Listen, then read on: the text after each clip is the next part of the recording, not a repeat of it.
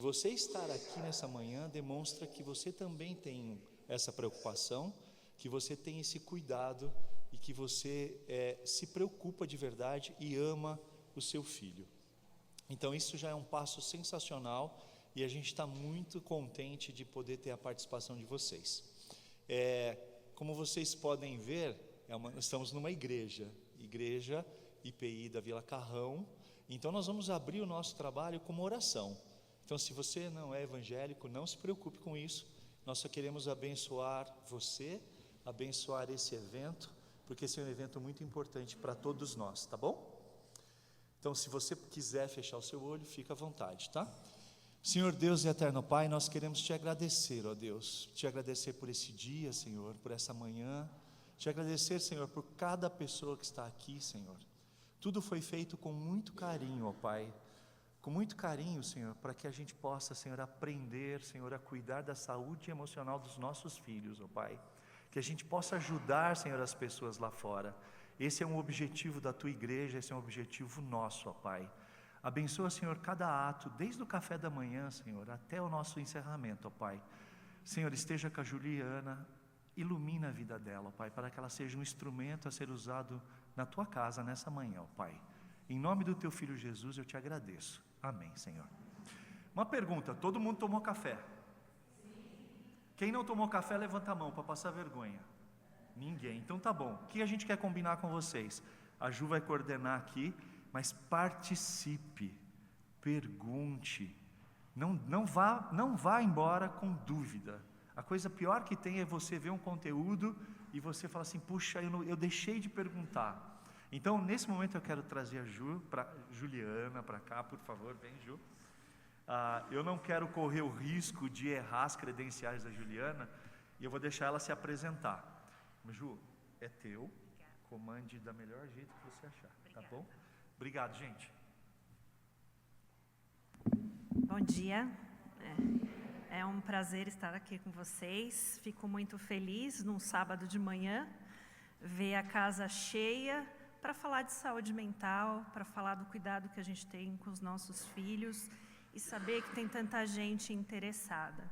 Então, meu nome é Juliana Leonel, eu sou psicóloga, eu tenho formação na área de saúde mental e sou professora universitária já há alguns anos, né, e venho falando muito de saúde mental. Eu brinco que acho que é o que eu mais gosto de fazer é falar de saúde mental. Então é um prazer estar aqui com vocês nessa manhã. Quando eu fui convidada pelo Alexandre e pela Karina para estar aqui hoje falando sobre saúde mental na infância, a gente começou a pensar como abordar tudo isso com vocês, né? O que é importante falar sobre saúde mental? Porque a gente vê muita coisa na mídia, na internet, com nomenclaturas muito difíceis, e aí eu fui pensando um tema, então eu pensei nesse tema raízes emocionais. E a ideia é que não seja só uma palestra, né? Eu aqui falando e vocês ouvindo, né? A ideia é que seja uma troca, né? Uma conversa que a gente faça. Então eu trouxe alguns temas para a gente começar essa nossa conversa, né? A gente fala de reflexão, de provocação, né? Então eu vou trazer o que está ali nos slides, é mais para a gente provocar, tá? Para a gente poder conversar essa manhã. Então, quando a gente fala de saúde mental, eu acho que as pessoas acabam tendo muita dúvida sobre o que é saúde mental. E aí tem uma base, né? Por isso que eu chamei de raízes emocionais. E aí a gente vai falar mais da base. Só que para falar dessa base, eu preciso falar do geralzão que é a saúde mental. E a saúde mental foi um tema muito pouco explorado, né? Então, parece que a gente só ouviu falar de saúde mental depois da pandemia, né? Mas a saúde mental, ela faz parte de toda a história da civilização, né? Então, desde os primeiros relatos sobre pessoas na história, nós temos os comprometimentos do que a gente chama de saúde mental. E a saúde mental, a gente imagina que ela é só os transtornos, né? Ou só as doenças, ou só aquela aquelas pessoas que precisam ir para o hospital psiquiátrico, aquelas pessoas que ficam loucas, né, que são enlouquecidas. E não, né, a saúde mental, ela faz parte do nosso dia a dia. A gente vai construindo ela de uma maneira saudável no nosso dia a dia. Então, nessa primeira imagem, né, o que eu trago para vocês é que até uma pessoa adoecer, existe um caminho, né? Então, saúde mental todos temos, que seria, então, o nosso funcionamento psíquico, né? Então, a gente tem o nosso corpo, que funciona sistema circulatório, né? Nós temos os nossos aparelhos, nós temos um sistema neurológico, mas a gente também tem, né, os nossos aspectos psíquicos, que durante muitos anos na história foi chamado de alma, mas hoje a gente chama, né, de funcionamento psíquico. Então, o nosso mundo mental, ele é formado por várias funções: atenção, memória, volição, afeto, né? São várias funções. Quando essas funções se desequilibram, é que vem os problemas de saúde mental. Então, saúde mental todos temos essas funções, e essas funções estão relacionadas também com o funcionamento do nosso cérebro. O nosso cérebro, ele tem um monte de química lá, né, que são os hormônios, os neurotransmissores, para ele funcionar. Assim como a gente precisa do ar, né, a gente precisa do sangue, precisa dos neurotransmissores. E quando eles desequilibram, nós temos os transtornos mentais. Então, essa pirâmide vai mostrando, né, que existe essa base que a gente chama de saúde mental, que é esse nosso funcionamento. Todo mundo tem, né, que são essas funções, que são as nossas emoções, né? Então, quando a gente fala, eu estou alegre, eu estou triste, eu estou ansiosa, eu estou nervosa, né, eu estou preocupado, isso faz parte aí da nossa base de saúde mental. E geralmente, né, essas emoções, elas são sempre mais leves, né, ou menos intensas. Todo mundo tem, ela passa, né, ela é reativa. Então, se eu estou preocupada, a tendência é que aquela preocupação vá embora quando eu resolvo o problema. Se eu estou triste, o que me causou tristeza, quando passa, vai embora. Então, ficaria aí nesse nível que a gente chama aí de saúde mental, que é o nosso dia a dia, né, que acontece com todo mundo. Mas, eu posso entrar num ponto onde eu começo a ter problemas de saúde mental. Então, agora eu fico triste mais tempo do que eu deveria. Às vezes eu fico mais alegre do que deveria. Às vezes eu fico mais ansiosa do que eu deveria. Então as coisas demoram mais para passar. Eu não consigo me livrar de um pensamento, eu não consigo me livrar de uma tristeza, de uma preocupação. Então agora essas emoções são mais intensas.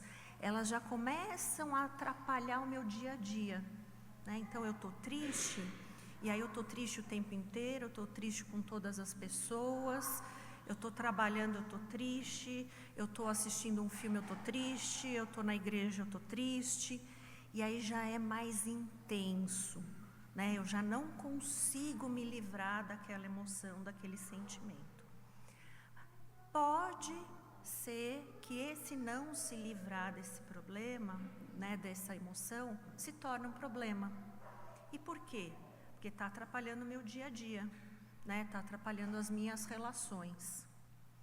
Nesse momento é quando a gente precisa começar a se preocupar com a nossa saúde mental, né? Porque o que a gente espera é que essas emoções venham e vão, né? Que ela vai e volta, conforme os nossos problemas e as nossas questões do dia a dia. Então, quando eu não me livro disso, a gente dá um passo para problema. E aí, eu falo que é o sinal de alerta. O que será que está acontecendo para eu não me livrar das preocupações? E aí tem muitas causas, né? Depois eu posso falar um pouco mais das causas.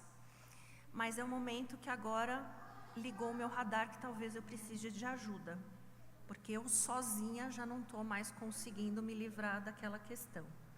É o momento então que a gente pode procurar um psicólogo, que a gente pode procurar um psiquiatra, para tentar entender, será que eu preciso me preocupar com isso que eu estou sentindo ou não? Por quê?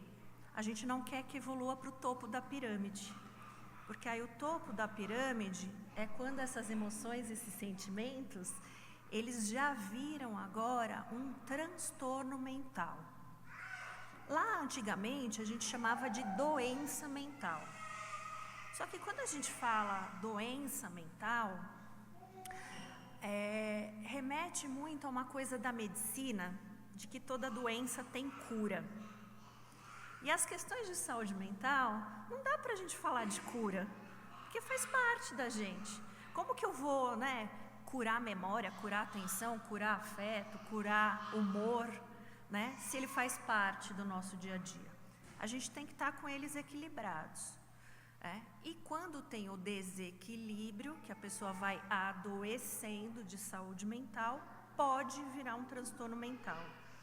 E aí o que é um transtorno mental? Depressão, transtorno de ansiedade, transtorno bipolar, esquizofrenia, toque, transtorno alimentar, transtorno compulsivo, transtorno de acumulação, que são o desequilíbrio dessas funções. E tem muito a ver lá com aquela química também do cérebro. Só que se eu quero cuidar lá da minha química do cérebro, eu preciso cuidar do resto, Então, quando chega nesse ponto de cima, que a pessoa já adoeceu. E aí ela precisa de um tratamento. E esse adoecimento, muitas vezes a pessoa ela se sente culpada pelo adoecimento dela. E às vezes não é culpa dela, Quando a gente fala da saúde mental, a gente fala muito do corpo, mas a gente tem que pensar que é uma série de fatores que interferem no nosso dia a dia. Então tem as coisas do nosso corpo, mas também tem todas as nossas experiências de vida, as nossas vivências, se eu cresci num ambiente mais violento, menos violento, se eu cresci num ambiente estressante ou num ambiente calmo. Então, muita coisa pode fazer uma pessoa passar da saúde mental para o transtorno mental. Então, quando veio o convite, para eu falar com vocês, eu pensei, não falar das doenças, mas eu quero falar aqui da base. O que a gente faz para não virar um problema? O que a gente faz para não virar um transtorno? Porque deu um boom aí na pandemia agora de todo mundo falar de saúde mental, mas só falar da doença. E as pessoas não estão falando de como não adoecer, Falar de doença eu acho que é a parte mais fácil, Ou falar de tratamento. O mais difícil é qual é esse caminho que eu faço para não adoecer? Qual é o caminho que eu faço para que o meu filho não adoeça? Para que o meu irmão, meu vizinho, acho que tem algumas professoras, como eu posso contribuir para o meu aluno não adoecer? Como eu posso orientar a família do meu aluno para ele não adoecer? Então eu quero falar com vocês dessa base, por isso que eu falei de raízes emocionais, como que a gente cuida dessa raiz emocional. Eu sou professora, na faculdade, e eu dou aula dos transtornos mentais, das doenças. E os alunos ficam muito mexidos com as aulas e preocupados, com esse adoecimento. E aí por isso que eu sempre fui estudar, mas o que tem por trás, Como que a gente vai fazer para não adoecer? Porque hoje está fácil, você vai no médico, em 10 minutos ele te dá um diagnóstico. Mas será que eu estou... Em que nível da pirâmide será que eu estou? Às vezes eu estou ali na saúde mental, mas o médico já está falando que eu estou doente. Porque é tão rápido tudo que vai acontecendo, uma consulta vai acontecendo, que às vezes ele não tem tempo de me ouvir. Então, o que está acontecendo hoje, pensando especificamente com criança? Crianças ou que nasceram durante a pandemia ou que já tinham nascido antes da pandemia e passaram muito tempo da pandemia, elas desaprenderam utilizar essas funções que eu falei para vocês. Ou essas funções, elas não desenvolveram como deveriam ter desenvolvido. E aí a preocupação é tão grande, né, dos pais e dos professores, de o que será que está acontecendo com essa criança? Ela adoeceu, aí leva no médico, aí o médico já está lá em cima. Só que às vezes não está lá em cima, às vezes a gente está aqui embaixo ainda, né? E aí, se você dá 2 passos para frente falando que já é um transtorno, e não é, o que acontece? Essa criança não vai melhorar, porque ela não está doente, ela só está precisando melhorar aqui a base dela, né? Como aprender a lidar com os problemas, como aprender a lidar com as emoções. E aí, nas férias, teve uma coisa muito interessante, lançaram o filme Divertidamente 2. Divertidamente é um filme que fala sobre emoções. Tem o 1, agora lançou o 2. E por que será que as crianças gostam tanto desse filme, do Divertidamente? Se identificam. Criança gosta de falar de emoção. Adulto gosta de falar de emoção? Adulto foge. Quando a criança fala assim, eu tô triste, em vez, né, dos pais ou de quem está perto, sentar com essa criança e conversar do porquê que ela está triste, né? Não, vai querer distrair a criança. Ou vai lá e dá um chocolatinho, ou leva ela para dar um passeio. Mas não é isso que ela quer. Ela quer falar da emoção, ela quer falar do que ela está triste. E ela fala assim, eu estou triste porque o meu carrinho quebrou. E aí o pai e a mãe falam assim, larga de besteira, isso é só um carrinho. Mas aquele carrinho para ela tem um significado. Então falar sobre o carrinho quebrado para ela é importante. E pai e mãe esquecem disso. E aí essa criança vai ficar com isso guardado. E aí ela vai entendendo que ela não pode falar de emoção, que ela não pode falar de tristeza, que ela não pode falar de raiva. E aí por que os pais fazem isso? Porque eles também não tiveram a oportunidade de falar, né? Então, hoje, né, quando a gente pensa na educação da criança e quando a gente pensa, então, em o que fazer para as nossas crianças não adoecerem, são vários fatores, como eu disse. Então, a gente tem esse círculo e para a gente chegar no que hoje a gente chama, né, de saúde emocional das nossas crianças, a gente precisa cuidar de um todo, né? Então, a gente começa lá como um todo, esse círculo maiorzão que está em volta, que a gente está falando aí de cultura e sociedade. Então, a cultura e sociedade, ela vai fazer parte da vida do seu filho, da formação do seu filho, porque nós estamos inseridos numa cultura e numa sociedade.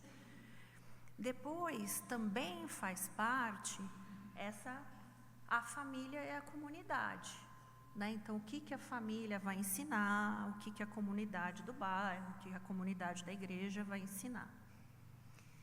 Mas a criança, ela também é muito influenciada pela escola, porque ela fica muitas horas, no mínimo 4 horas por dia na escola. Então, coisas acontecem na escola, ela também vai fazer parte dessa construção.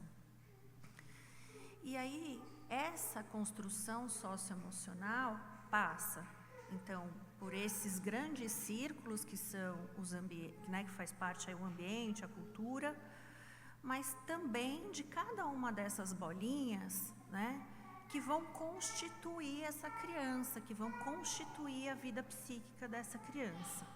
Então, a gente tem lá em cima o autoconhecimento, né? Então, as pessoas, e aí a gente vai focar um pouquinho mais nas crianças. Então, essa primeira aqui, ó, autoconhecimento. Então, aquela criança que fala para a mãe que ela está triste porque o carrinho quebrou, ela está se conhecendo, né? Ela fala, eu estou triste porque o carrinho quebrou. Então, ela consegue se perceber. Só que, se os pais viram falar isso é besteira, ela começa a questionar os próprios sentimentos, né? Como que eu vou me conhecer se alguém está barrando eu me conhecer?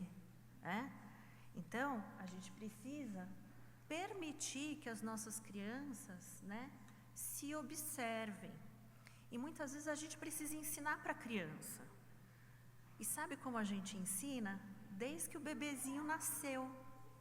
Sabe aquela brincadeira que a gente faz com o bebezinho, que a gente fica fazendo careta para o bebezinho? Ou para a criança pequenininha, a gente fala assim para eles, faz cara de alegre, faz cara de triste, faz cara de bravo. Essa é uma das brincadeiras mais saudáveis que a gente pode fazer com os nossos bebês, com as nossas crianças. Porque a gente está ensinando as emoções e a gente está ensinando ele a se autoconhecer, né? Então você fala assim, você está chorando porque você está bravo, você está com sono. Os pais têm que nomear, né? Você está agitado. O que aconteceu que você está agitado? Então você está ensinando a criança a se autoconhecer. Isso faz parte e é muito importante. Depois, a gente precisa ensinar a criança a se autocontrolar. O autocontrole faz parte. Então, você vai dizer para a criança, eu sei que você está bravo, mas você vai ter que esperar um pouco até a mamãe ou o papai terminar de fazer tal coisa. A criança, muitas vezes, né, ela vai testar os limites. Então, a gente precisa ensinar ela a controlar, né, as suas emoções e os seus limites. Faz parte. Eu preciso aprender a me comunicar socialmente. E para eu aprender a me comunicar socialmente, eu preciso me conhecer, eu preciso me controlar. E aí eu preciso estar em comunidade, né? Eu preciso ter troca para aprender a me comunicar. E a criança, ela aprende a se comunicar através da brincadeira, né? Então, o brincar é extremamente importante, porque ela vai testando, né? O autoconhecimento, o autocontrole e a se comunicar através da brincadeira. As nossas crianças hoje brincam? Brincam muito pouco. E aí a gente vai falar depois das tecnologias. As crianças precisam brincar. Até eu ia dizer, eles estavam correndo, pode deixar, não me incomoda não, viu? Pode deixar eles andarem para lá e para cá, que não me incomoda. Porque criança tem que fazer isso, criança tem que explorar o ambiente, né? Criança tem que ir aprendendo. Então faz parte, pode deixar eles, viu? Não me incomoda. Outra coisa, a criança precisa aprender a ter tomada de decisão. E a tomada de decisão, ela precisa ser responsável, né? Então, quando a criança está subindo em cima do sofá, ou em cima do muro, ou em cima de uma árvore, primeiro que os pais de hoje em dia não deixam. Não deixam por quê? Medo que ela caia e se machuque. E a nossa função não é não deixar, é ensinar ela que ela tem que tomar uma decisão responsável. Você pode subir, mas pode ser que você caia e se machuque. A escolha é sua, né? Se quiser, eu posso te ensinar a subir com segurança. Então, a criança, ela precisa aprender a ter tomada de decisões responsáveis. A gente não pode se antecipar o tempo inteiro para a criança, porque isso está atrapalhando o desenvolvimento dela, porque ela vai se limitando nas experiências. E aí, quando ela está diante, né, da escola, ou quando ela é adulta, lá na frente, ela tem que tomar uma decisão, ela não sabe. E se ela não sabe tomar decisão, ela vai ficando frustrada. E aí fica frustrada, ela começa a ficar o quê? Angustiada, ela começa a ficar ansiosa, ela começa a ficar triste, porque ela não sabe escolher, ela não sabe tomar decisões, né? Tem vários memes aí na internet, né, dos filhos com mais de 30 que não querem sair de casa, né? Porque eles não foram ensinados a tomar. Se ele vai morar sozinho, ele tem que saber que só vai ter comida na geladeira se ele comprar, só vai ter comida quentinha se ele fizer, só vai ter roupa lavada se ele lavar, né? Então, não é assim? Vida de adulto, né? E por que eles sofrem muito, ou por que eles vão demorando para tomar essas atitudes? Porque a gente não ensinou aqui. A gente não deixou a criança fazer aqui. Porque a gente fala, mas às vezes é mais fácil eu fazer do que pedir para ele fazer. Aí ele não está aprendendo a tomar decisões. E vai fazer falta lá na frente. E um outro ponto, as habilidades sociais, que também tem a ver com a comunicação social, né? Se eu não ensino meu filho a ter habilidades sociais, como que ele vai ter depois nos outros ambientes? Como que eu ensino ele? Primeiro, convivendo com pessoas também, né? Se você, pai e mãe, não convive com pessoas, como que o seu filho vai aprender a conviver com pessoas? E aí a gente faz assim, não convive, ele fica só em casa. Aí, de repente, chega fevereiro, a gente abre a porta do carro e fala, desce e vai para a escola. Essa criança entra em pânico, porque ela vive ali, pai, mãe, vó e vô, dentro de um apartamento de 50 metros quadrados. E aí, de repente, você abre um mundo para ela e fala, vai. E aí a criança depois vomita, a criança tem febre, a criança começa a roer a unha, a criança começa a adoecer. Por quê? Porque não ensinaram ela as habilidades sociais, né? Então, para que a gente tenha, para que a gente consiga alcançar o que está aí no meio, né, que é muito do tema de hoje, essa saúde emocional, a gente precisa permitir que a gente precisa ensinar cada uma dessas habilidades para as nossas crianças. E aí vai ser assim, mas como que eu ensino se eu não tive? Acho que essa é a grande questão, né? Como que eu ensino se eu não tive? A gente está aqui para isso, né? Então a gente vai falar um pouquinho de como que eu posso. E é difícil, tá? Não é uma coisa fácil, né? É difícil, mas é um treino do dia a dia, né? Então você precisa estar disponível a aprender, para que você possa ensinar para o seu filho. E se você aprende, você ensina, você está melhorando o ambiente, você está melhorando a saúde mental de todo mundo. Porque se você não está bem, seu filho não está bem, se seu filho não está bem, você não está bem, né? Então, por mais que fique um esforço, né, um peso, poxa, já está tão difícil, eu tenho que ter esse peso ainda de fazer, né? Mas é que a gente está pensando lá na frente, né? Aos poucos a gente vai melhorando. Então, a educação socioemocional, ela tem 3 principais pontos, tá? Ou 3 pilares, por onde a gente começa. Primeiro, a gente precisa ter uma comunicação franca e empática. Eu vou falar daqui a pouquinho um pouquinho mais sobre empatia. Eu preciso me comunicar francamente com a criança, com o adolescente, com o adulto, com o idoso. Quem tem pais velhinhos ou mais velhos também precisa de muita educação socioemocional para lidar com eles. Então, eu preciso comunicar francamente com a criança, né? Eu preciso conversar com essa criança. E eu preciso me colocar no lugar dessa criança. Então,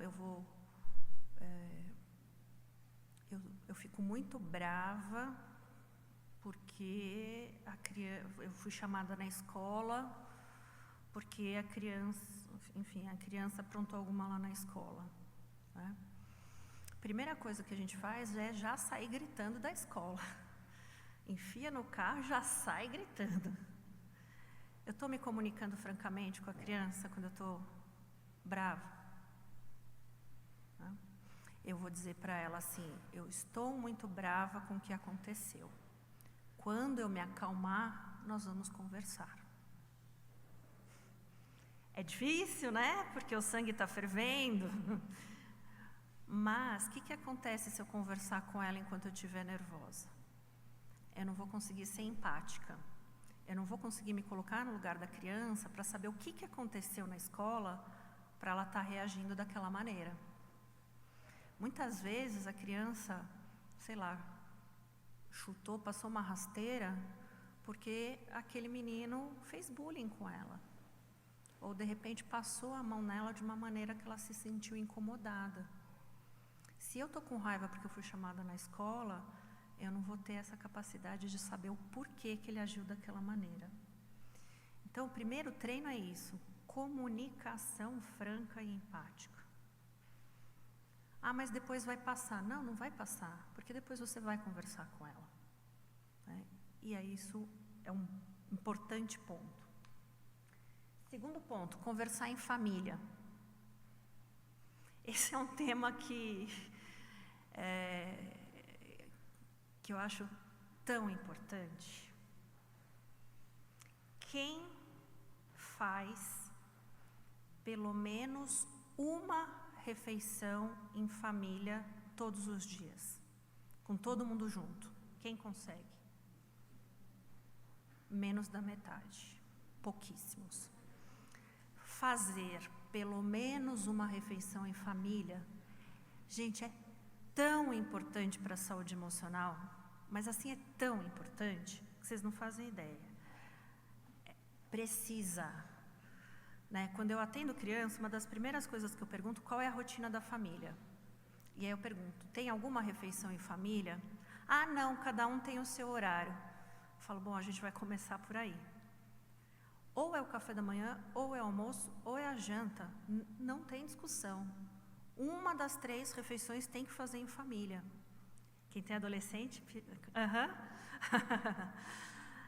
Tem que.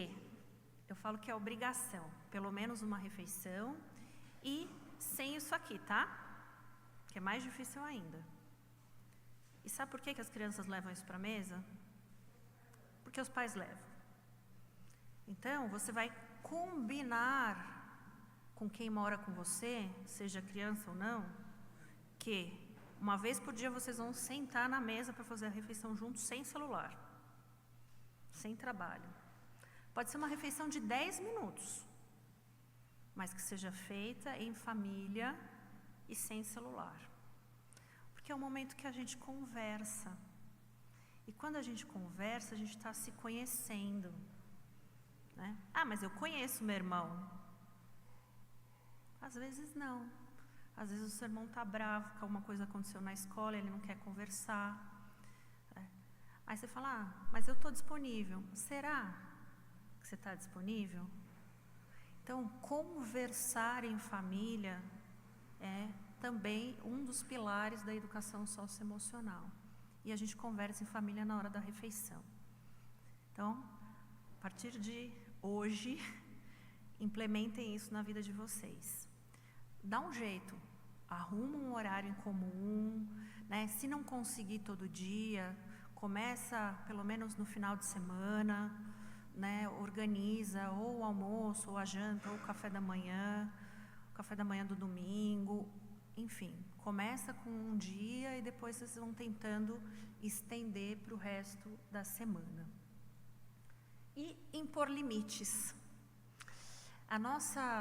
Vou falar da nossa geração, acho que a maioria tem a idade muito próxima da minha, a gente não sabe impor limite para os nossos filhos, para os nossos sobrinhos, para os nossos primos. A gente tem aquele pensamento assim, eu recebi tanto não e tanta bronca do meu pai, da minha mãe, da minha avó, que eu vou deixar meus filhos fazerem tudo. Ou eu não vou pôr limites. Uma coisa que eu escutei muito na pandemia, mas assim, muito. Ah, eles já estão sofrendo porque eles estão em casa, né, que não pode ir para a escola, então eu não vou colocar regra, não vou colocar limite. Só que a pandemia era para durar 40 dias. Quanto tempo durou? Quase 4 anos, né? 2 anos fechados, né? Mas um pouquinho depois. Essas crianças que ficaram sem limite 2 anos, como que elas voltaram para a escola? Professoras, como que eles voltaram para a escola? totalmente sem limites. E sem saber conversar, porque os pais trabalhando online, o que falava? Ficar quieto, eu estou na reunião. O papai não pode falar agora, a mamãe não pode falar agora, tó o celular, tó o tablet, vai lá, liga o videogame.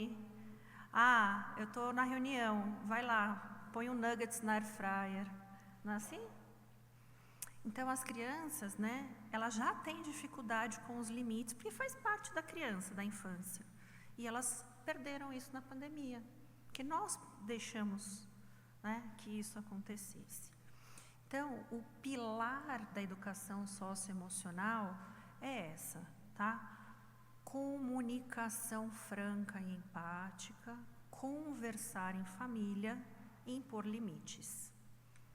Não é fácil.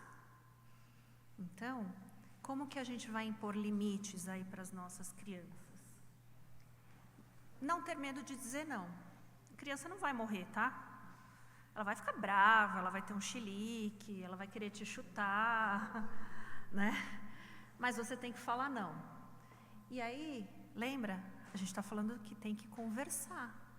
Então, você vai falar não e depois você vai conversar com ela por conta desse não.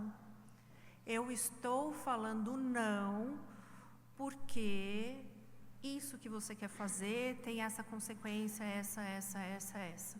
Quando você se acalmar, a gente conversa melhor. Gente, eles vão espernear, mas você tem que ser firme no seu não, porque é importante. Lembra? A gente está construindo raízes. Lembra? A gente não quer que eles adoeçam, né? O que acontece com essa criança que não tem limite, que ninguém dá não para ela? Quando ela está na adolescência, álcool e drogas, não tem limite, né? Não fala não para nada. Aí eu não aprendi a falar não. Aí vem o meu amigo e fala assim, fuma uma maconha, é legal. Eu não sei falar não, eu fumo.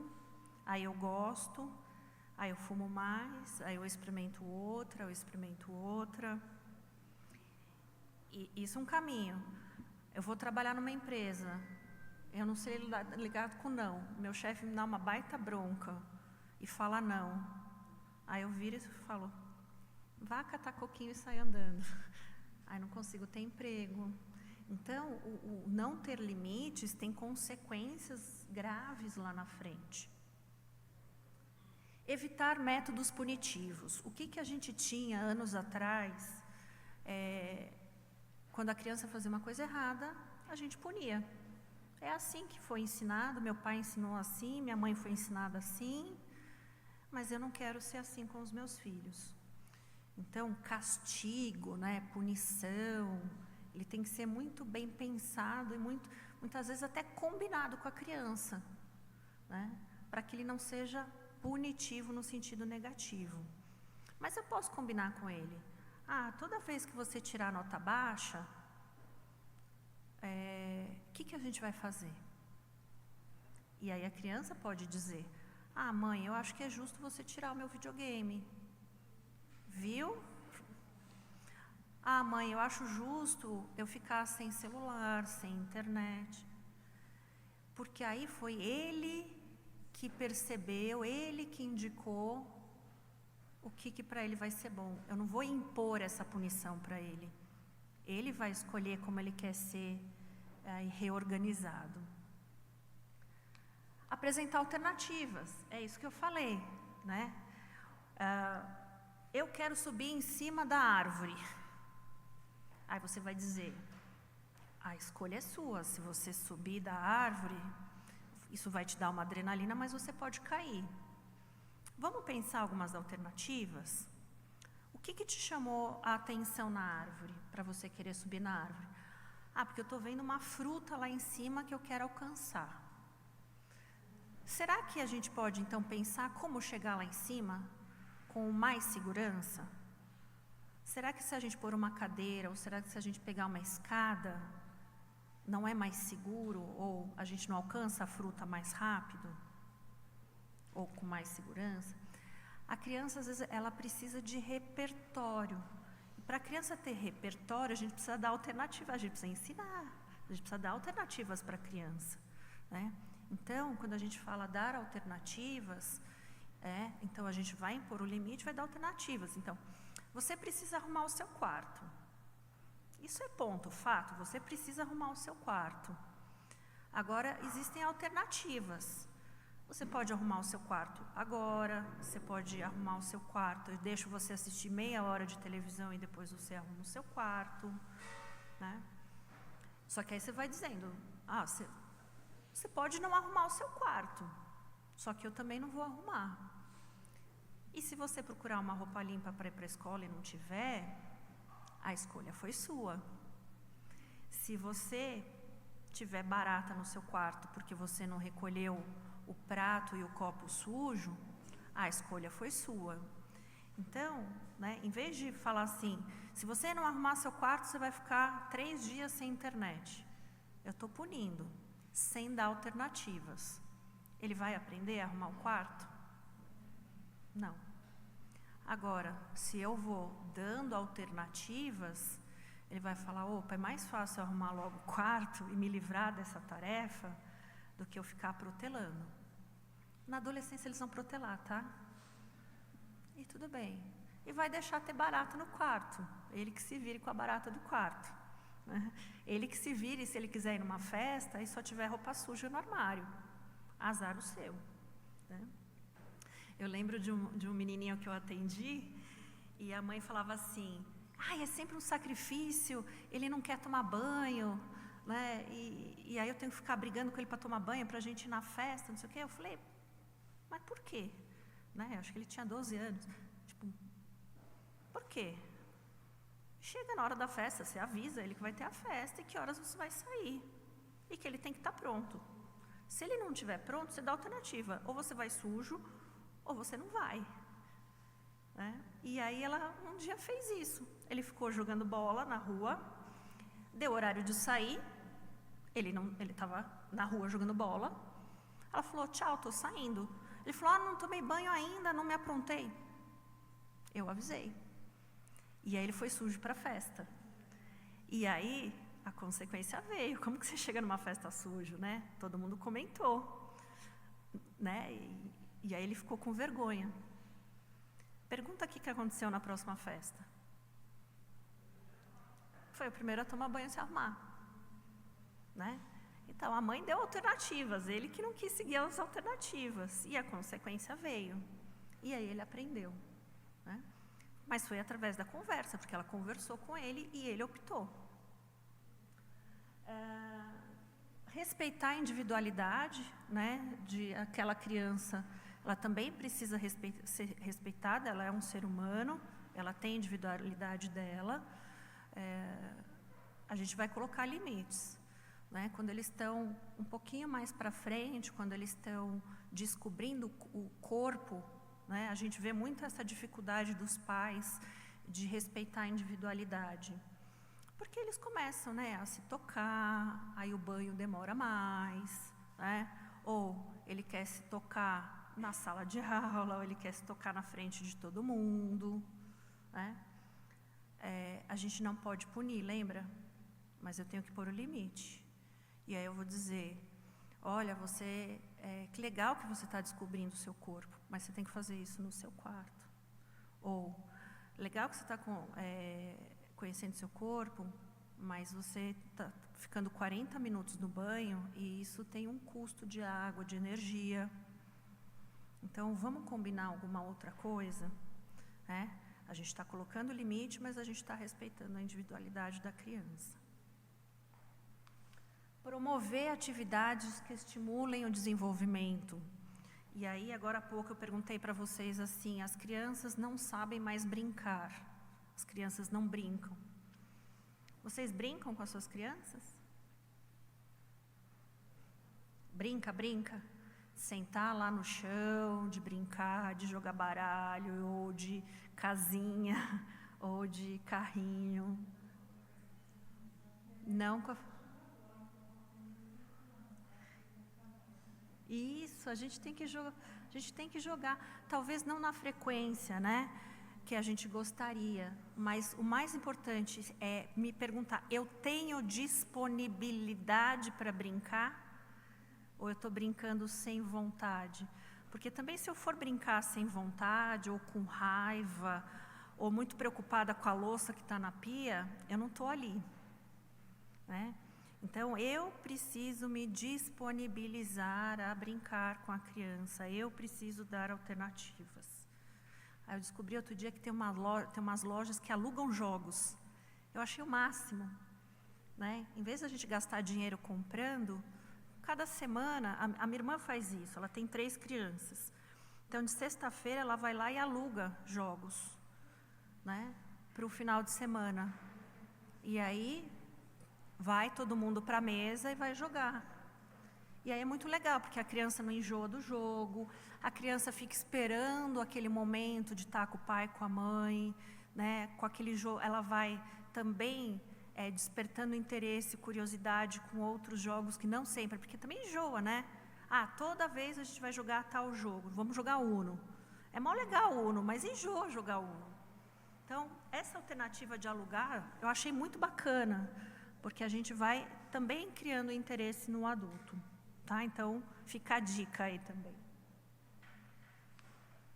Desfrutar da parentalidade, né? Às vezes a gente acha que ser pai e mãe é só ser regras, limites, né? Mas você se permite ser mãe, você se permite ser pai, você se permite ser avô, avó. Quem que me falou que está louca para ser vó, para mimar, né? Isso é curtir a parentalidade. A função da avó não é educar, a função da avó é curtir o neto. Quem tem que educar é pai e mãe. Claro que vó e vó vai ajudar a educar, mas a gente precisa curtir, né, a educação, a parentalidade, né? Não é só o dever. Eu preciso curtir estar com meu filho, com a minha filha, né? Eu preciso curtir, sei lá, faz aquele momentinho, né, da mãe, da filha, de, sei lá, pintar o cabelo, né, passar um creme no cabelo, pintar a unha, curtir aquele momento a 2, né? Se permitir curtir aquilo. Às vezes a pessoa está, eu estou vendo um filme aqui com a criança, mas eu estou preocupada com o meu trabalho, preocupada com os meus afazeres. Você está perdendo o momento ali de estar com o seu filho, porque você não está ali com ele, né? Então, esteja emocionalmente com a criança, esteja disponível para a criança. Não consigo fazer isso todo dia, consigo fazer uma vez por semana. Tudo bem. A criança, ela precisa muito mais de qualidade do que de quantidade. Não, todo dia eu busco meu filho na escola. Só que todo dia eu vou o caminho inteiro xingando e gritando. É melhor você contratar perua. Para quando ele chegar na escola, em casa, você está disponível para estar ali com ele. Mas eu tenho muita tarefa. Eu tenho que fazer o jantar. Coloca ele para fazer o jantar junto com você. Pede para ele descascar a cenoura, picar a cenoura enquanto você vai fazendo o arroz. Torne esse momento um momento confortável para vocês. E seja o melhor exemplo de que puder. O que eu falei do celular? Né? Todo mundo vai para a mesa com o celular, né? E perde. Eu fui viajar uma vez, eu estava tomando um sorvete. Aí um menininho brincando com skate, para lá e para cá, para lá e para cá, e aí eu me liguei que ele queria puxar papo comigo. E aí eu permiti que ele puxasse papo comigo. E aí eu achei estranho, aquele menino, ele ficou, gente, sei lá, uns 40 minutos conversando comigo. E aí eu comecei a ficar preocupada. Eu falei, cadê os pais dessa criança que está conversando com um estranho há quase 40 minutos e não veio aqui ainda? Sei que nesses 40 minutos, né, eu perguntei onde estava, né, os pais, aí ele apontou onde estava o pai estava atrás de mim, num restaurante. E aí, papo vai, papo vem, ele vira para mim e fala assim, eu odeio o celular. Porque o meu pai fica trabalhando o tempo inteiro. Então eu queria que não existisse celular. Eu falei, é mesmo? Porque aí meu pai me dava atenção. E aí eu olhei, o pai estava no celular. Gente, 40 minutos uma criança conversando com um estranho. O que podia ter acontecido? O que esse pai não prestou atenção? a ponto da criança verbalizar: eu odeio o celular. E estava para lá para o skate. Eu falei que pelo menos estava brincando, né? Mas olha o perigo. Olha o que eu estou ensinando para essa criança. Que ela não é importante. Que quem é importante é o trabalho. Né? Ele vai ter saúde emocional? Esse menino? Ou ele vai ser daqueles que vai adoecer? Provavelmente ele corre o grande risco de adoecer, né? Porque ninguém está ensinando nada para ele. Então, seja o exemplo do seu filho, né? Então, você vai ensinar ele a conversar, você vai ensinar ele a fazer aquelas escolhas, né? Você tem que ser o exemplo da criança. Por quê, né, que a gente está pensando? Porque a gente quer que as nossas crianças, então, se tornem adultos inteligentes, mas não só inteligentes cognitivamente, né? Nós queremos que as nossas crianças sejam emocionalmente inteligentes, né? Porque a gente não quer que elas cheguem ao ponto de adoecer. Ou o quanto a gente puder prevenir, a gente vai prevenir. Teve um livro que foi lançado, sei lá, uns 20 anos atrás, chamado Inteligência Emocional. E aí se falou muito de inteligência emocional. Mas depois isso foi caindo em desuso, né? Mas existem algumas metodologias, né, para a gente trabalhar a inteligência emocional com as nossas crianças. Uma das metodologias chama Ruler, que seria cada letra é um passo a passo que a gente tem que fazer para proporcionar inteligência para as nossas crianças. Então, o primeiro, a gente tem que ensinar a criança a reconhecer as suas emoções. Aí eu volto lá naquela brincadeira que a gente faz com o bebê, né, da careta, a gente já está ensinando.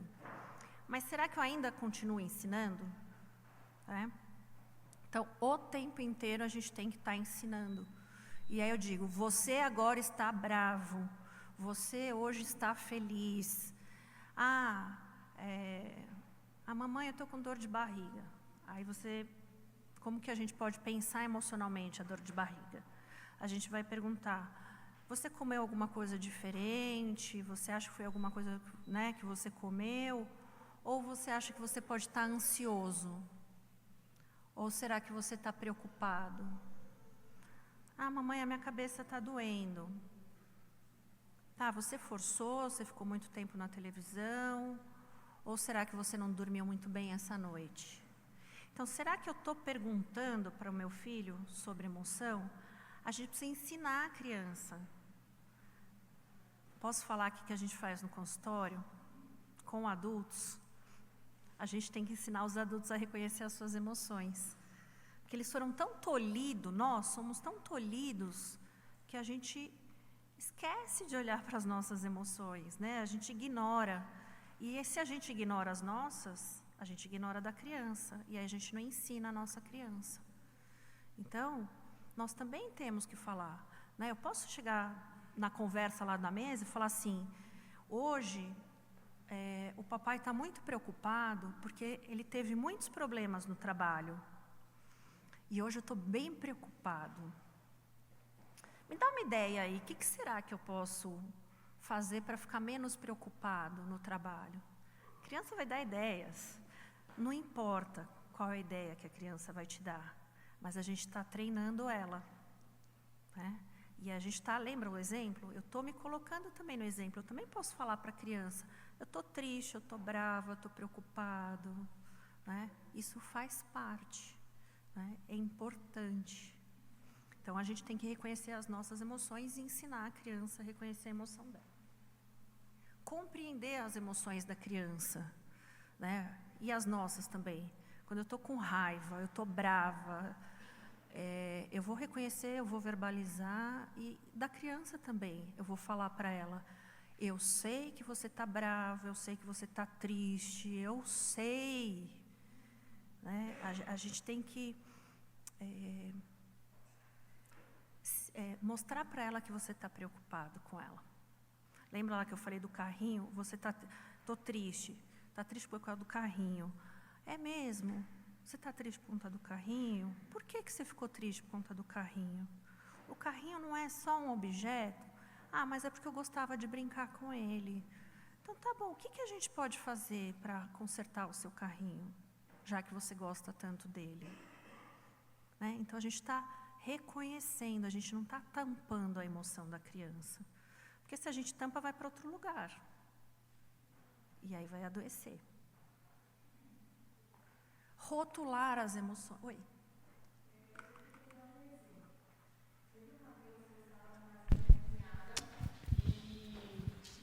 Eu acho que eu gritei, obrigada. Eu acho que eu gritei com o Caleb e na hora assim veio na minha mente aquela vergonha mesmo diante das pessoas. E eu me lembro que eu pedi perdão, falei: filho, me perdoa porque eu gritei com você na frente das outras pessoas.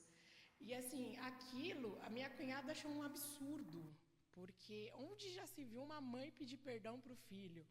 Então, é tão nítido assim, que a gente foi muitas vezes reprimido, né, pelos nossos pais. O meu pai nunca me pediu perdão, minha mãe também não.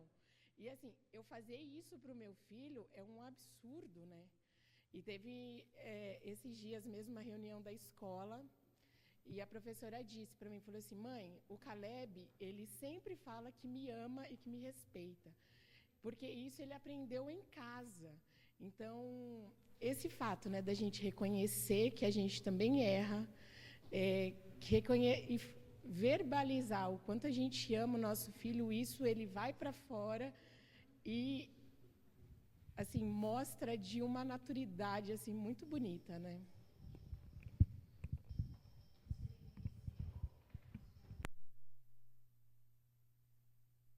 Reconheceu, você compreendeu a sua emoção e você rotulou e você pediu perdão e você pediu desculpa.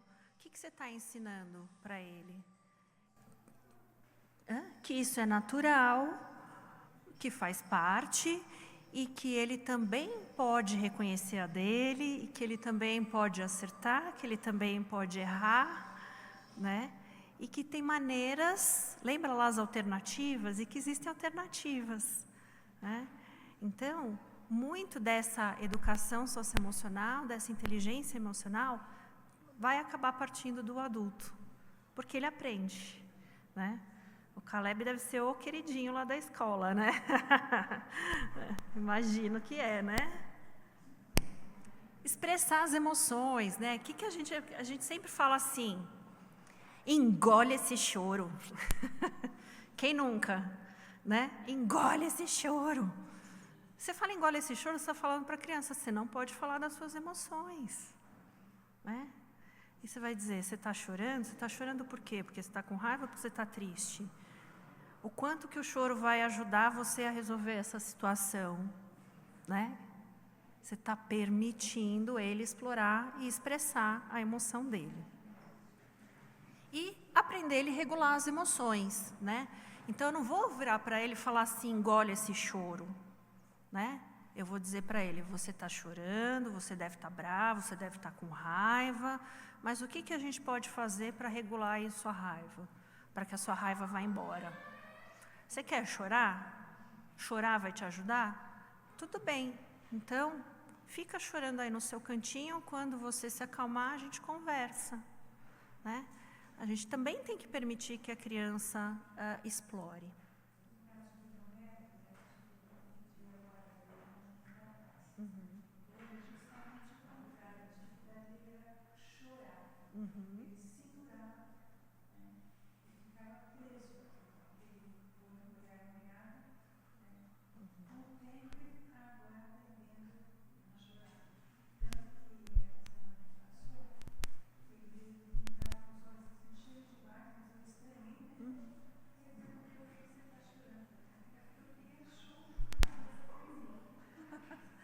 Que bom, né? Ele está aprendendo, né? Ele está aprendendo que ele pode se expressar. Provavelmente, né? Ele estava num ambiente que ele não podia expressar as emoções. E aí a criança só vai expressar as emoções quando ele se sente seguro. Ju, só pedir para as pessoas, quando forem fazer a pergunta, levantar a mão, a gente leva o microfone para que todo mundo possa ouvir. Tá? Eu já abro para também mais perguntas. Mas é isso. Provavelmente ele se sente seguro com a senhora. E por isso que ele pode chorar. Né? E a senhora acolheu. Né? Falou, a gente compra churros em outros lugares. Né? Enfim, a gente vai ensinar. E que bom que ele está podendo, porque esse segurar adoece, né? Adoece emocionalmente e, gente, adoece fisicamente. Porque quando o nosso aparelho psíquico não dá conta dessas emoções, vai para o corpo. Vocês já ouviram falar de enxaqueca, gastrite, fibromialgia, né? Então, quando a gente não expressa as nossas emoções, o nosso corpo adoece. Então, a gente precisa treinar eles por conta disso. Outro ponto importante, eu falei de comunicação franca e empática. Será que todo mundo sabe o que é empatia? Será que todo mundo lembra de usar a empatia? Com a vida que a gente leva hoje em dia, nos tornamos pessoas totalmente egoístas e totalmente individualistas. E acho que isso piorou muito depois da pandemia. Sem querer justificar a pandemia, mas as pessoas não estão nem aí para outra. E assim, se você não se colocar no lugar do outro, se você não ser empático com o outro, você nunca vai alcançar isso daqui. Né? Então, um outro treino que a gente tem que fazer é a empatia. A empatia, ela faz parte de uma função que a gente chama afeto. E o afeto é, acho que, uma das funções principais e uma das funções que, quando o afeto não está legal, é quando a gente mais adoece. E aí vira lá transtorno mental como o topo da pirâmide. E o afeto, a gente nasce com essa função. Então, essa função ela é dividida em 2 pontos, que é a nossa capacidade de passar para o outro a nossa emoção, então que a gente fala, né, de transmitir para o outro a minha emoção. Então, eu consigo passar para o outro quando eu estou triste, eu consigo passar com o outro quando eu estou alegre, quando eu estou preocupado, né? E, ao mesmo tempo, eu também me contamino com o do outro, né? Eu me sintonizo. Então, se eu sei que a senhora está triste ou está preocupada, e eu tenho empatia, se eu tenho afeto, se eu tenho essa capacidade desenvolvida, eu vou me contaminar com a tristeza da senhora, e a gente junto vai poder conversar e trocar. Então, essa capacidade, né, de perceber, né, de pôr para fora a minha emoção e de perceber a emoção do outro, a gente nasce com isso. Só que se não me ensinarem a usar isso vai ficar muito limitado, né? E atrapalha a empatia. E se eu não tenho essa troca emocional, eu vou ficando com o que a gente chama de distanciamento afetivo ou embotamento afetivo. Eu vou parando de sentir. Aí eu vou virando um robô, né? E tem algumas pessoas que não nascem com isso. Tá? Aí a gente já chama de transtorno, porque a pessoa, todo mundo tem que nascer com isso. Se ela não nasceu com isso, ela já nasceu com algum problema. Então a gente precisa, se eu tenho essa função, mas eu preciso desenvolver essa função. Tá? Se eu não desenvolvo, eu vou adoecendo, porque eu não vou conseguir ter relacionamento, não vou conseguir estudar, as minhas outras funções vão ficar prejudicadas. Gente, atrapalha a memória, atrapalha a atenção, atrapalha a inteligência. Tudo passa pelo afeto. É possível identificar isso? Sim.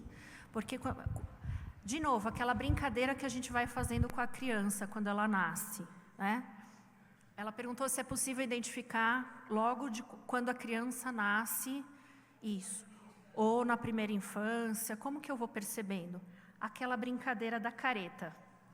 Então, desde que o bebê nasce, eu já vou estimulando ele, estimulando, e o bebê reage. Se o bebê não reage, ele já tem uma limitação, e aí eu vou atrás para descobrir o porquê que ele tem uma limitação. As crianças que hoje a gente chama de crianças que têm autismo, elas têm uma restrição nessa área, né? Elas não desenvolvem, e a gente já percebe desde bebê. Então, por isso que eu estou falando que a gente tem que estimular o tempo inteiro as emoções da criança, porque aí sim ela vai ser uma criança saudável. Qualquer emoção, viu, gente?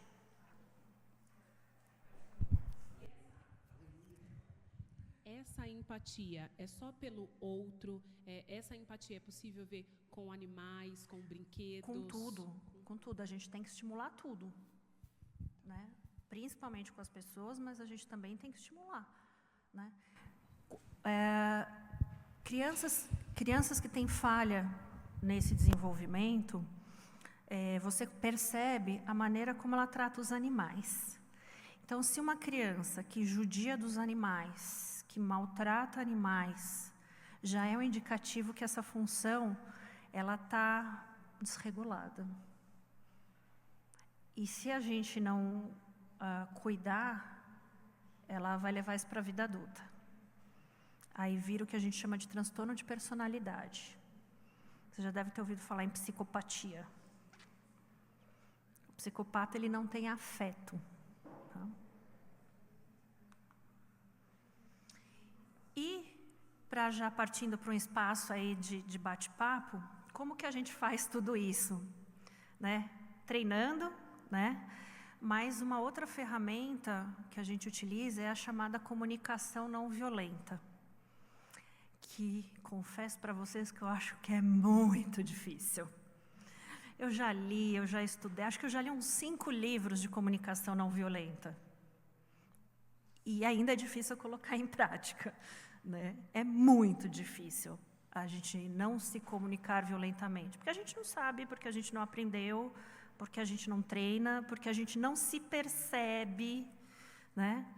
Então, eu trouxe aqui alguns pilares da comunicação não violenta, para vocês anotarem, para vocês registrarem, né? Para começar a pensar no assunto, tá? E depois vocês podem pesquisar um pouco mais sobre comunicação não violenta.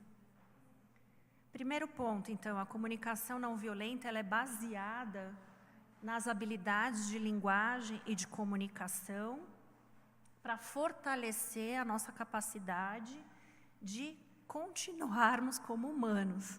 Porque se a gente não sabe conversar, a gente vai virando bicho, né? Então, eu fico meio assustada de vez em quando eu vejo umas brigas aí no trânsito, na rua, as pessoas perderam a capacidade de se comunicar. Na escola, então... Tem 2 professoras aqui que eu olho para elas e fico imaginando elas na escola. Não existe mais comunicação na escola. A comunicação é violenta na escola, né? Eu, como professora universitária, gente, tem hora que eu recebo cada uma que eu respiro e falo assim, gente, ninguém educou essa pessoa, né? Porque ela fala violentamente como se fosse assim a coisa mais normal. Então, a comunicação não violenta, ela é uma habilidade que a gente tem que desenvolver. Ela ajuda a reformular a maneira pela qual a gente se expressa, a maneira como a gente ouve. E, né, para a gente se comunicar, a gente também precisa ouvir. Para a gente saber falar, a gente também precisa aprender a ouvir. E estamos numa fase individualista, a gente não quer ouvir ninguém. Já viram as conversas atualmente? É só um falando, né? Porque ele não deixa o outro falar. A gente não está sabendo falar. Tornar as nossas palavras respostas conscientes, né? Será que a gente está percebendo, né, quais são as palavras que a gente está utilizando? Né? Será que essa escolha de palavras está sendo correta? Eu estou me comunicando, conversando com honestidade, né? Eu estou sendo franca nessa conversa ou não? Eu estou observando o comportamento do outro e estou dando condição para que essa conversa aconteça? Aí a gente tem os 4 passos para uma comunicação não violenta. E aí a gente começa. Primeira coisa, eu preciso observar. Depois eu preciso sentir. Depois eu vou apontar a minha necessidade. E aí eu vou pedir. Então, uma comunicação não violenta, a minha frase, ela tem que passar por esses 4 pontos. Eu vou virar só um pouquinho para ler a descrição, tá? Então, na observação é o primeiro passo para conseguir entender a situação. Então, opa, eu cheguei e o meu filho quebrou a televisão. Então, eu vou observar primeiro a situação, né? Esse momento eu não posso julgar, esse momento não posso ter uma interpretação pessoal, eu vou observar o que aconteceu. Aí eu vou mapear o que aquilo me fez sentir. Raiva, né? Quebrou a televisão, eu vou estar morrendo de raiva. Então eu vou sentir.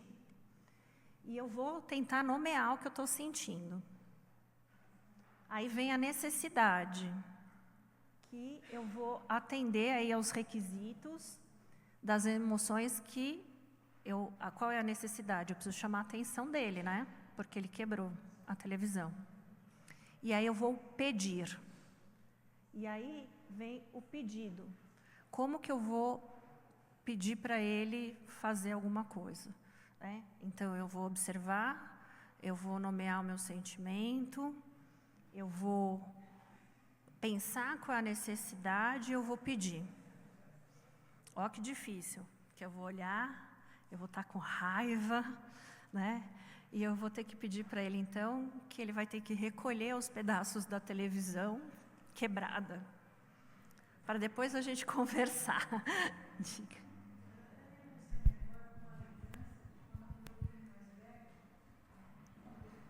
Alguma lembrança quando o filho mais velho? Hoje ele está com 44 anos, mas lá pelos 7 anos, estávamos meus filhos na sala assistindo um filme, aí de repente começou um incêndio lá no filme. Ele, assustado, foi correndo pegar um copo de água E jogou na televisão? para jogar, né? Mas assim, a inocência dele, a preocupação dele, não deu nem para pensar em dar bronca ou chamar atenção, né? Ele estava preocupado com o incêndio, né? Eu peguei pesado aí no exemplo da TV. Vamos pegar o mais simples, lá do quarto bagunçado, né? Ô Ju, Oi. eu já passei por esse cenário. Ah, já? Eu voltei de férias, meu filho pegou meu carro escondido e bateu meu carro. Eu não consegui observar, eu não consegui sentir, eu não consegui mapear, eu só queria enforcar ele, só isso. E foi violento na fala. E tudo bem também, a gente vai aprendendo. Então imagina, você trabalhou o dia inteiro, aí você chega em casa, aquele quarto daquele, né, pré-adolescente, tá uma bagunça, né? Você tá cansado. Aí você vai observar, você vai sentir que você está cansado, que você está com raiva.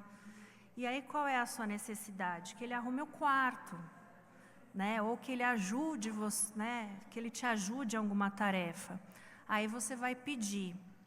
E aí o que a comunicação violenta, né? Ela vai ensinando, né?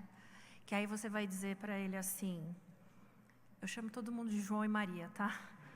João, a mamãe está extremamente cansada hoje. E eu necessito que você arrume o seu quarto. Dá para fazer isso todo dia? Mas é um treino. A comunicação violenta é um treino.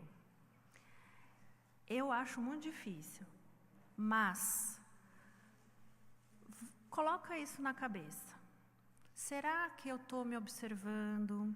Né? Será que eu estou sentindo, percebendo que eu estou sentindo?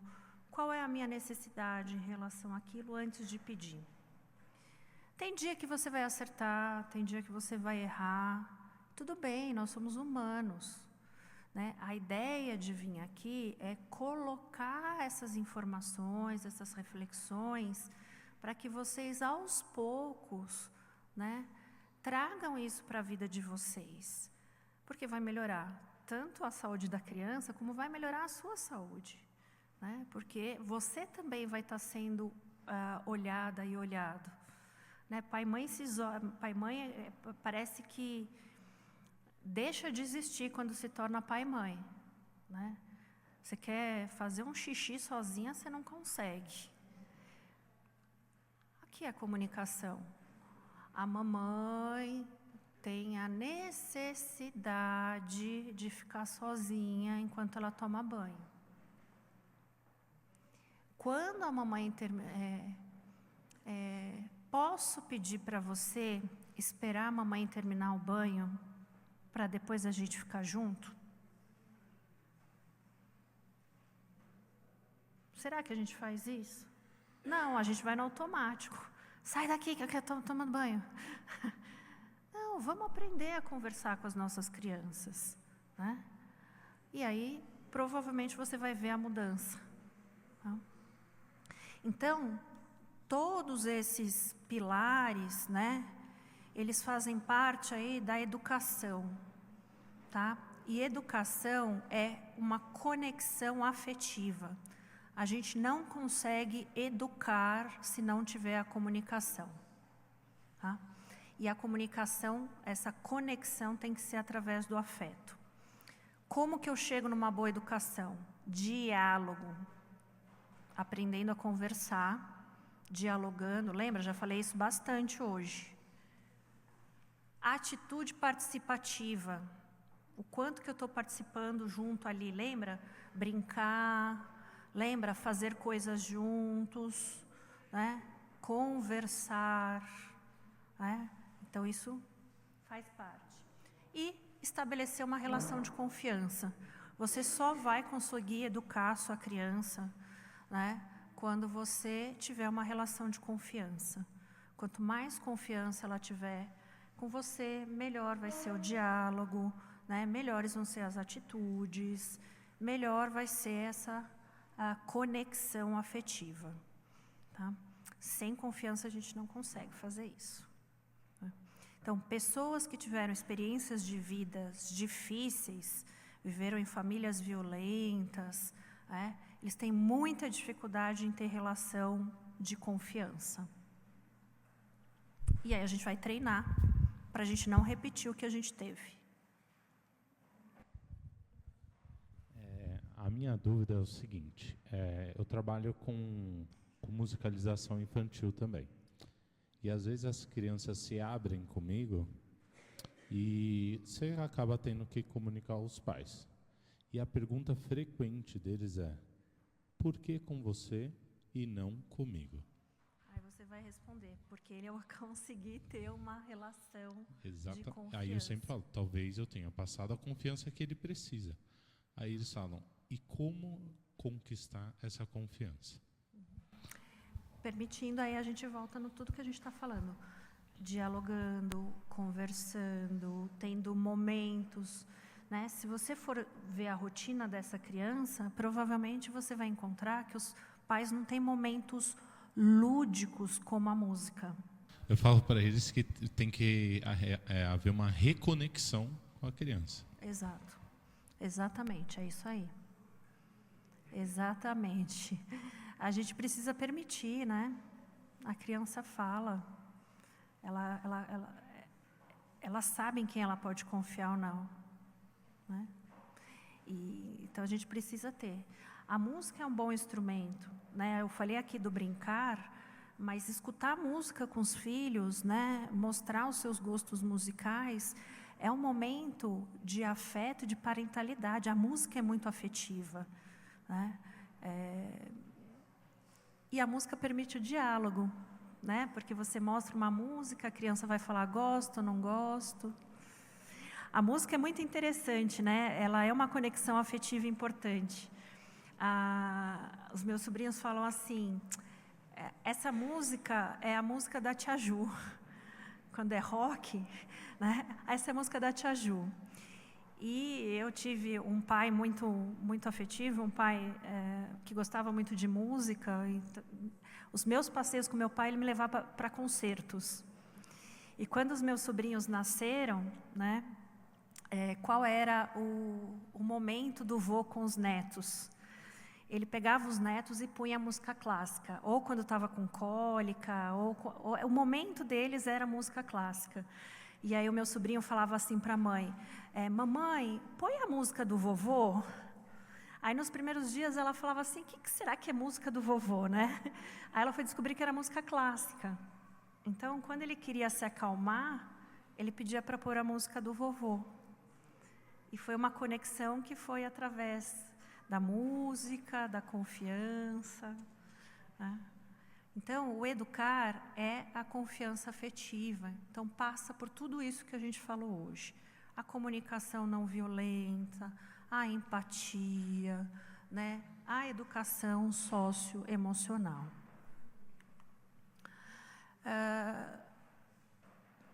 Eu vou deixar um minutinho aí para perguntas, mas caso alguém esteja em alguma situação que já extrapolou esses exemplos que a gente falou, se você já está lá na pirâmide, no problema ou no transtorno, onde procurar ajuda, né? Se você tiver condição de procurar particular, procurar um psicólogo ou um psiquiatra. Quem não tiver oportunidade de ser particular, tem no plano de saúde, tá? Desde 2001, o plano de saúde é obrigado a pagar psicólogo e psiquiatra. E tem também no posto de saúde, aí depende do bairro, o posto de saúde, o ambulatório de especialidades médicas, o CAPS, e toda a faculdade de psicologia tem atendimento gratuito, tá? Os alunos em formação, eles dão atendimento sob supervisão de professores. Então, é um bom lugar. Todo mundo fica meio receoso, né, que é aluno, mas eu falo que é o melhor lugar, porque tem um professor por trás. E o professor responde por o que esse aluno faz. Então, se o aluno faz errado, o professor come o fígado do aluno. E aí eles, então, fazem certinho. Então, é um bom lugar para procurar ajuda. E também tentar sempre buscar locais de informação segura.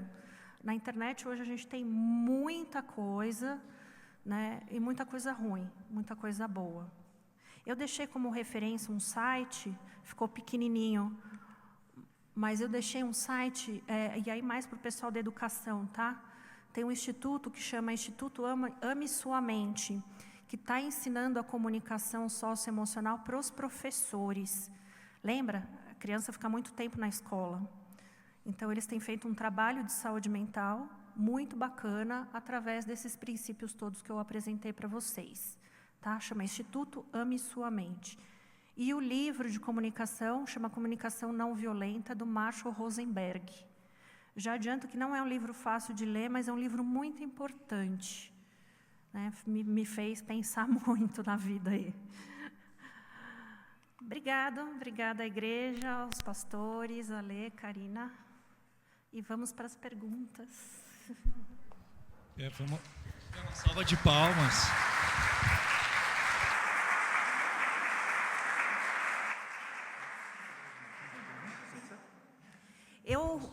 Eu e a Karina, nós produzimos um material para vocês levarem para casa, porque é muita informação. Deixem esse papelzinho visível ali na sua casa, tá? Deixa ali para você lembrar dele, né? Pega ele toda hora e leia. Acho que a gente tem tempo aí para umas 3 perguntas. Doutora, obrigado pela palestra. Acho que elucida muita coisa do que a gente vive no cotidiano. Sim. Da gente em casa. Pelo menos a gente se identificou, eu e minha mulher, em algumas coisas. E a gente vê onde a gente tem que melhorar. Mas a minha pergunta, a minha dúvida ficou no seguinte: hoje em dia nós vemos que a tecnologia tem avançado muito. Hoje em dia a coisa mais preciosa que a gente percebe é o tempo. E os nossos dispositivos, celular, tudo, ele faz de tudo para roubar o tempo da gente, né? Acaba criando até me corrija se eu estiver errado, ativa muito a questão da nossa dopamina. aquela sensação da satisfação instantânea, aquela coisa. E isso tem aumentado cada vez mais. Dentro do que a senhora estuda, dentro do que a senhora aí tem aprendido, como que está a questão da evolução de ter um freio, uma contramedida contra isso? Existe isso ou a tendência da gente se adaptar mais a isso? Existe alguma coisa que assim está pensando, não, vamos usar a tecnologia a favor disso, ou não? Ou a tecnologia está indo desenfreada e a tendência é que ela vá mais e acaba afastando mais as pessoas? Está desenfreada e a tendência é que fique sem freio. E aí existe uma série de movimentos brasileiros e internacionais para a gente frear. É uma luta grande, de grandes, né? A pior invenção é isso aqui. Tem algumas pesquisas de desenvolvimento de criança que a criança vinha desenvolvendo até 2011. Tem uma marca, uma quebra no desenvolvimento das crianças, que coincide com o lançamento dos smartphones e, pior ainda, daquela rolagem, né? O que a gente tem que fazer? Limite. A gente tem que limitar. E por que eu falo que é uma briga de grandes? Eu vou acabar citando algumas empresas. O Google, o Instagram e o Facebook, eles querem roubar a nossa atenção. Eles querem que seja desenfreado para vender. Então, se não começar com o movimento das pessoas, a ponto das pessoas se unirem para barrar essas empresas, a gente está perdido. O problema, qual está sendo? As pessoas não sabem pôr o limite. As famílias não sabem pôr o limite. E aí elas nem percebem o problema. Então, eu acredito que um pouco do que a gente conversou hoje é aprender por limite. Porque o seu filho tendo limite, ele vai começar a questionar a falta de limite da internet. E o quão ruim está sendo para ele essa falta de limite. Criança gosta de limite, tá? Assim como criança gosta de rotina. Então, a gente precisa impor porque eles gostam. Se você quiser, tem um livro espetacular que chama Foco Roubado, que ele vai falando o quanto que a tecnologia está adoecendo as pessoas. E esses movimentos precisam ganhar força para barrar uma empresa como o Google. Vai ter que partir da gente, porque os caras só querem dinheiro. É bom, mas a gente também tem que ter o limite. E aí a gente tem que se policiar. Se eu estou falando para o meu filho que ele só pode meia hora, eu também, quando estou com ele, tenho que saber. Se eu tenho que trabalhar, eu vou tentar, pelo menos, sair da frente dele, para que ele não veja eu trabalhando no celular. Enfim. Não é fácil, é formiguinha. A gente está lutando contra o Google. É triste, né? Mas está adoecendo as pessoas. Queria parabenizar sobre a palestra. Dentro do que o nosso colega falou, nós damos aula de taekwondo aqui na IP de Vila Carrão. E é um trabalho que não é fácil, muito difícil, porque vem crianças de todas as famílias, cada um deles tem um problema diferente, né? Tem muitos que vêm e conseguem se restabelecer, melhora. E dentro disso daí, há 19 anos atrás, quando nós implantamos o taekwondo nas igrejas, tinha uma certa rejeição das igrejas, né? Como? Luta dentro de uma igreja, né?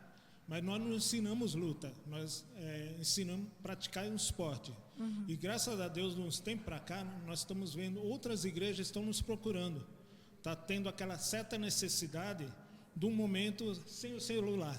Uhum. Né? Sem o celular, porque no taekwondo não tem como ficar com o celular na mão e praticar um esporte. Qualquer esporte, não só o taekwondo. E dentro disso daí, muitas igrejas estão sentindo essa necessidade de colocar um esporte dentro da igreja, né? Prática do esporte. E eu queria perguntar para nossa colega, o que fazer?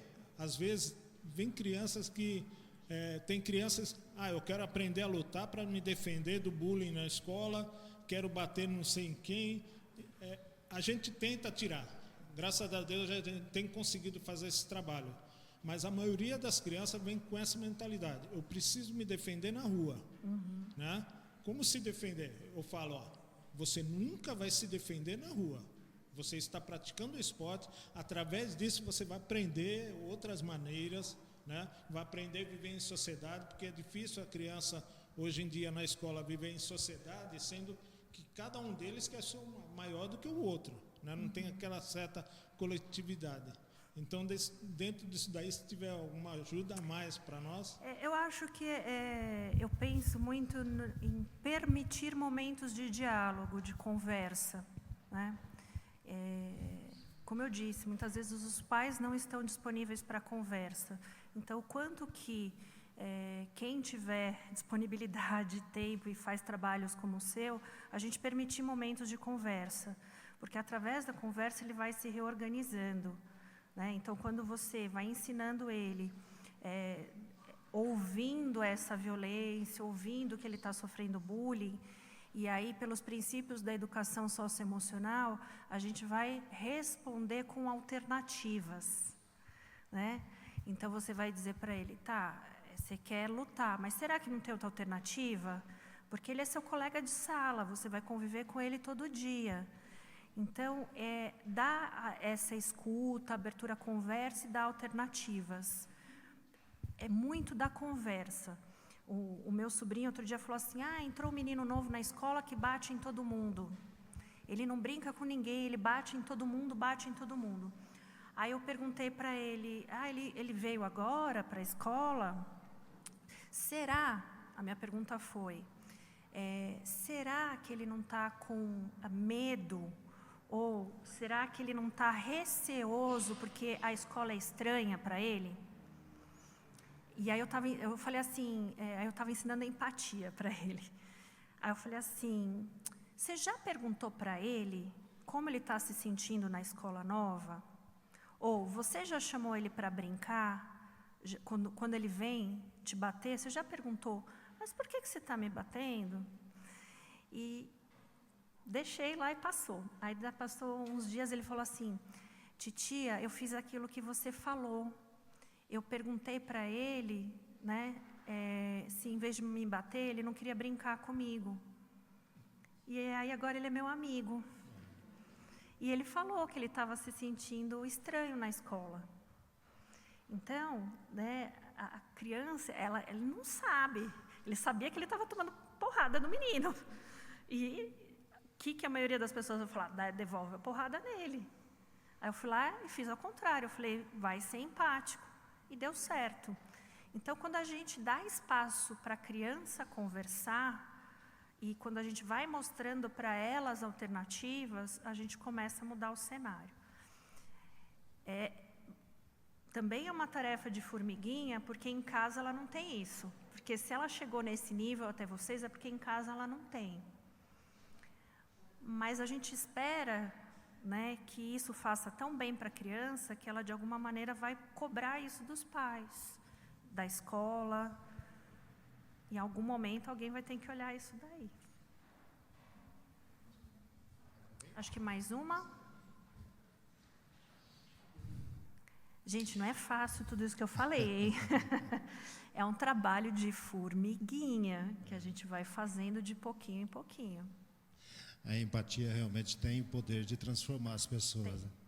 Eu e a Roberta, nós ficamos 2 meses na enfermaria, eu tive Covid, teve um processo, eu fiquei 2 meses na enfermaria e tinha várias enfermeiras que vinham cuidar da gente. E tinha umas que eram muito delicadas, né, muito prestativas e tal. Não vou chorar.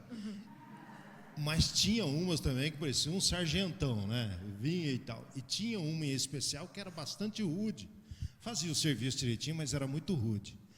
E tanto eu quanto a Roberta, nós percebemos isso. Aí um dia, ela usava o cabelo bem curtinho, e um dia ela apareceu com uma peruca vermelha. E eu e a Roberta olhamos e falamos, nossa, como você está bonita. Cara, mudou. Mudou o comportamento dela. Ela começou a entrar no quarto, sorrindo, cumprimentando a gente, até a delicadeza no trato, porque eu tive que tomar banho na cama, né? Fiquei imobilizado num ponto. Até o trato da gente é impressionante. Eu sou pastor dessa comunidade. Há 30 anos eu sou pastor da IPI. Aqui eu estou há 2 anos. Meu filho mais velho, minha filha mais velha tem 30 anos. E eu tenho aprendido e tenho colocado em exercício essa empatia, né? Você tentar controlar, às vezes, a raiva de querer responder na mesma medida.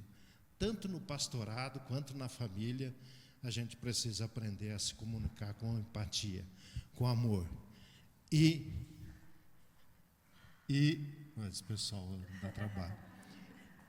E para mim, o maior exemplo de empatia de toda a história é Jesus Cristo. Tá? Não é porque eu sou pastor, não, porque eu leio a Bíblia, gosto de ler, e para mim ele é um exemplo fenomenal. As pessoas podiam se aproximar, as pessoas que às vezes iam atacá-lo, iam julgá-lo, se aproximavam, e ele acolhia, ele ouvia, ele dava respostas, né, impressionantes. Então, a gente está muito feliz com a sua palestra, com a sua presença, nossa gratidão muito grande, viu? A gratidão também a vocês que vieram participar conosco. Eu quero chamar a Karina aqui, a minha Karina, para trazer um mimo, um presente, expressando a nossa gratidão, a nossa alegria.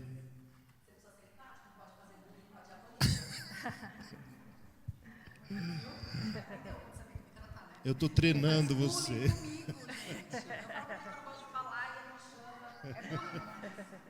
Mas eu continuo orando pela vida dele. Chorão. Ele vai chorar, gente. Ele já está emocionado. Olha lá, ó, cheio de lágrimas o olhinho dele. Ju, quero te agradecer.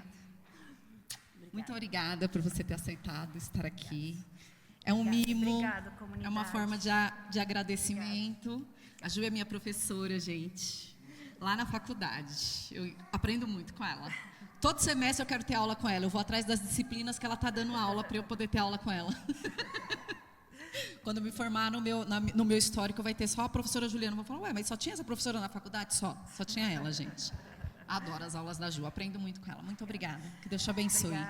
Obrigada pela essa manhã. Espero que fique alguma coisa aí com vocês e numa próxima oportunidade a gente pode conversar. Eu acho que esse assunto não termina aqui, né? Então que a gente possa ter outros momentos como esse. E obrigado ao pastor, à igreja, e que mais comunidades façam isso também, né? Que a gente possa conversar mais sobre saúde dentro da igreja. Obrigado. Bom sábado.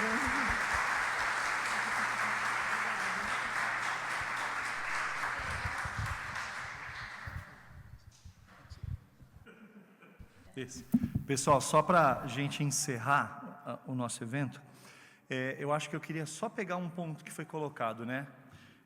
Essa igreja, nesse local, ela está tentando se transformar também. A gente cada vez mais sente essa necessidade de ir até a comunidade e trazer a comunidade para dentro da igreja. Porque se nós não formos um agente transformador nesse local, nessa rua, nesse bairro, ninguém vai ser. A gente tem a nossa fé, como o pastor comentou, né? A gente acredita que Jesus é o cara, e Ele é mesmo. Mas tem uma parte de ação nossa, que é um pouco disso que nós estamos fazendo aqui. Então nós vamos colocar um vídeo aqui, vai parecer marqueteiro, tá? E na prática é mesmo. Mas é assim, só para mostrar para vocês, como o próprio Juarez comentou, um pouco dos nossos trabalhos, né? E, por exemplo, a gente pediu que quem pudesse trouxesse um alimento. Por quê? Porque a gente vai entregar alimento na rua, a gente vai atender as pessoas que estão em necessidades, então a gente precisa da ajuda, então a gente quer levar um pouco para fora do que vocês trouxeram. Então a gente vai passar um vídeo de curtinho, só para vocês conhecerem, e aí eu volto aqui e não falo mais.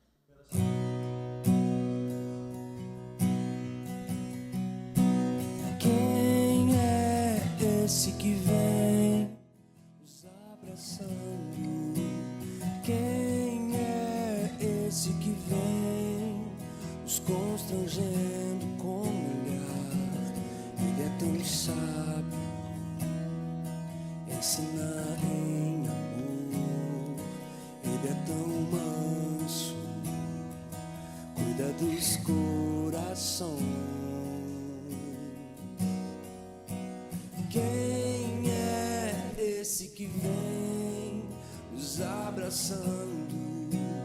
Quem é esse que vem nos constrangendo com o olhar? Ele é tão sábio, ensina em amor. Ele é tão manso, cuida dos corações. Ele entrou em casa, ele está na mesa, ele nos observa, sabe que o esperamos. E ao partir o pão, os nossos olhos se abrem e reconhecemos quem tu és. Ao som da tua voz, os nossos corações queimam de amor, queimam de amor. Ao som da tua voz, os nossos corações queimam de amor, queimam de amor. Nós arrumamos a casa, perfumamos ela toda, nós preparamos a mesa. Tome o lugar de honra.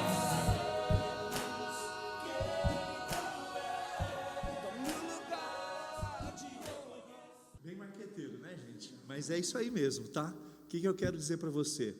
Nós temos os nossos trabalhos aqui no domingo, então nós temos o café com palavra, 9 horas, vocês estão convidados. Depois a gente já emenda o nosso culto da manhã, começa mais ou menos 10h15, e aí se o pastor pregar o que ele costuma pregar, você vai embora umas 11h30, meio-dia, mas é uma super boa. Então, se você está convidado, a última coisa que eu queria pedir para vocês, nós vamos colocar um QR Code aqui na tela. Eu peço, por favor, nos avaliem. A gente fez com muito carinho, mas é aquela história, a gente não é profissional, mas a gente quer melhorar, a gente quer atender vocês bem, a gente quer atender bem a comunidade. Então vai ter o QR Code, coloque, avalie o nosso trabalho. Outra coisa, eu vi que muita gente anotou, isso é muito legal, e nós vamos mandar a apresentação para vocês. Então vocês vão poder conferir as anotações depois. Só que para isso você precisa deixar o seu telefone. A gente promete que não vai fazer mensagem de venda, de nada, é só para a gente poder mandar o material para vocês e eventualmente comunicar algum trabalho que a gente tenha. Como a Ju comentou, esse é o primeiro passo. A gente quer fazer outros, a gente quer dar continuidade nisso. Então a gente cada vez mais vai abrir a porta para a comunidade vir para dentro da nossa igreja. Tá bom, pessoal? Muito obrigado, vocês são muito bem-vindos, espero que vocês tenham gostado. Fiquem com Deus. O senhor quer terminar? Vamos orar. Vamos orar. Vamos ficar em pé. Pai, obrigado por essa manhã tão boa, agradável, aprendendo sobre como nós devemos cuidar das nossas emoções, como nós devemos lidar com as pessoas de maneira saudável para que o amor seja sempre o vínculo perfeito entre nós, seres humanos. Obrigado pela presença da professora Juliana. O Senhor continue derramando a Tua graça e misericórdia sobre a vida dela, enquanto professora, enquanto mãe, enquanto mulher. O Senhor continue abençoando. Ó Deus, nós clamamos por isso. E obrigado a Deus pela presença de todos aqueles que nos visitam, que receberam o nosso convite, estão conosco nesta manhã. Tua bênção especial sobre a vida, sobre a família. Obrigado a Deus por esse tempo em que nós pudemos aprender um pouco mais. Nós oramos e agradecemos também a Deus pela equipe de trabalho, porque nós tivemos a oportunidade de acolher estas pessoas para nós especiais nesta manhã. Obrigado pela nossa igreja. Nós oramos em Cristo Jesus. Amém e amém. Obrigado, gente.